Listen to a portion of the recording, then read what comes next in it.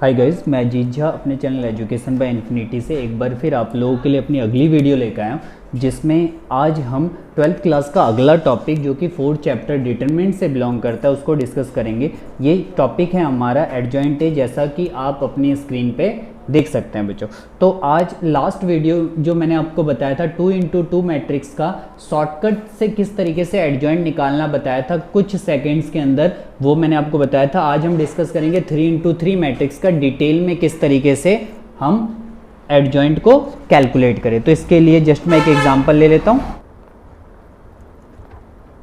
देखिए, बेसिकली जब मैं बात करता हूं एडजॉइंट की, तो एडजॉइंट के लिए फर्स्ट ऑफ ऑल हमें किसी भी मैट्रिक्स का कोफैक्टर कैलकुलेट करना होता है। तो सबसे इसका कोफैक्टर कैलकुलेट करता हूं, और नो डाउट कोफैक्टर आपको निकालना आता होगा अगर आपने मेरी बाकी वीडियोस देखी होगी। और अगर आपको कोफैक्टर निकालना नहीं आता है तो आप मेरी पहले बाकी वीडियोस देखिए, कोफैक्टर के डाउट्स क्लियर हो जाएंगे, देन आप इसको क्लियर कर सकते हैं। तो फर्स्ट ऑफ ऑल मैं a11 निकालता हूँ। तो a11 को जब मैं सॉल्व करूँगा तो आ जाएगा 16 - 9 which is equal to the 7। फिर मैं a12 निकालता हूँ। a12 हमारा आ जाएगा 4 - 3 which is equal to the 1। और क्योंकि 2 + 1 3 आता है तो साइन चेंज हो जाएगा कोफैक्टर के केस में। इसके बाद a13 निकाल लेते हैं। 13 हमारे पास आ जाएगा 3 - 4 which is equal to the -1। Then 21 निकाल लेते हैं। 21 हमारे पास आ जाएगा 12 - 9 which is equal to the 3। But 21 क्या है, 3 आएगा, ऑड नंबर है, साइन चेंज करना पड़ेगा यहाँ पे। इसके बाद a22 कैलकुलेट कर लेते हैं। a22 हमारे पास क्या आ जाएगा, वो आ जाएगा 4 - 3 which is equal to the 1। इसके बाद a23 निकाल लेते हैं। a23 हमारे पास क्या आ जाएगा 3 - 3 which is equal to the 0।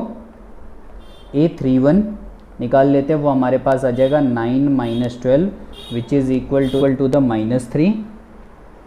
इसके बाद a32 निकाल लेते हैं। a32 हमारा कितना आएगा 3 - 3 which is again equal to the 0। And then last a33 वो हमारे पास क्या आ जाएगा, वो हमारे पास अगर मैं इसको सॉल्व करूँगा तो 4 - 3 which is equal to the 1।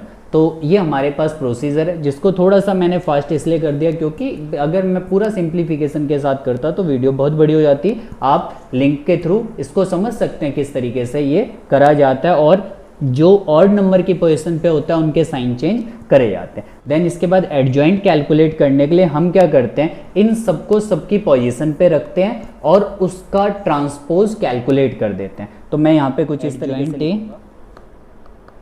Is equal to the, ये आ गया 7 - 1 - 1 - 3 1 0 -3 0 1 एंड देन इसका ट्रांसपोज। तो जब मैं इसका ट्रांसपोज करता हूँ तो मेरे पास रिजल्ट आता है 7 - 1 - 1 -3 1 0 -3 0 1। मैं आपको दोबारा बता दूं कि अगर आप फर्स्ट टाइम इस वीडियो को देख रहे हैं और आपको बेसिक फंडे पहले की चीज़ें क्लियर नहीं है तो आपको इस वीडियो को समझने में बहुत प्रॉब्लम आएगी। तो आपको ट्रांसपोज पता होना चाहिए क्या होता है, आपको कोफैक्टर्स पता होना चाहिए, क्योंकि इस चैप्टर के आगे के जितने भी टॉपिक्स हैं वो बाकी पीछे के टॉपिक से लिंक करते हैं, मैट्रिसेस और डिटरमिनेंट दोनों के टॉपिक से। तो ये हमारे पास एडजॉइंट आ गया। तो कुछ इस तरीके से हम 3x3 के मैट्रिक्स के एडजॉइंट को कैलकुलेट करते हैं। देन कुछ एडजॉइंट की प्रॉपर्टीज होती है, उनके ऊपर फॉर्मूले होते हैं कुछ जो हमारे एग्जाम में बहुत ज़्यादा आते हैं, उसको हम यहाँ पे समझ लेते हैं। अगर कभी भी हम किसी भी एडजॉइंट को किसी भी मैट्रिक्स के एडजॉइंट को उस मैट्रिक्स से इनटू करते हैं, ठीक है, तो उसकी जो वैल्यू होती है वो एवरी टाइम पे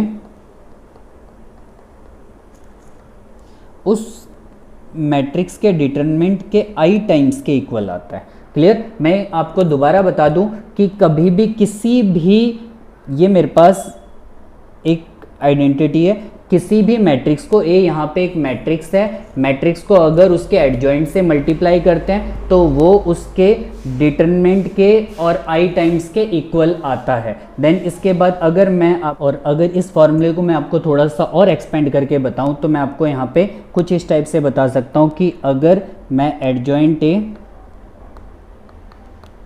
इनटू ए लिखूँ, देन डिटरमिनेंट ऑफ ए और i की जो वैल्यू होती है वो 1 0 0 0 1 0 0 0 1 होती है। और अगर मैं इसको मल्टीप्लाई कर दूँ अंदर तो ये हमारे पास बन जाता है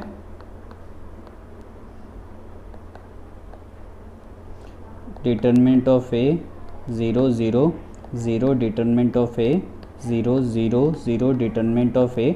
और जब मैं इनका डिटरमिनेंट कैलकुलेट करता हूँ, ठीक है ना, तो दोनों साइड हम डिटरमिनेंट कंसीडर कर लेते हैं। तो ये हो जाएगा एडजॉइंट ए का डिटरमिनेंट इनटू ए का डिटरमिनेंट इज इक्वल टू, आप देख सकते हैं ये कॉमन आ रहा है एंड तीनों के तीनों रो से कॉमन आ रहे हैं, ठीक है ना, first row, second row, third row, तीनों रो से कॉमन आ रहे हैं। और जब डिटरमिनेंट के अंदर हम कॉमन लेते हैं तो पर्टिकुलर किसी एक रो या एक कॉलम से, तो ये हमारे पास बन जाएगा 1 0 0 0 1 0 0 0 1। और इसकी वैल्यू हमारे किसके बराबर आ जाएगी, इसकी वैल्यू हमारे 1 के इक्वल आ जाएगी। देन फाइनली मैं कुछ इस टाइप से बता सकता हूँ कि एडजॉइंट ए का डिटरमिनेंट इक्वल होगा डिटरमिनेंट ऑफ ए की इक्वल टू उसकी पावर 3।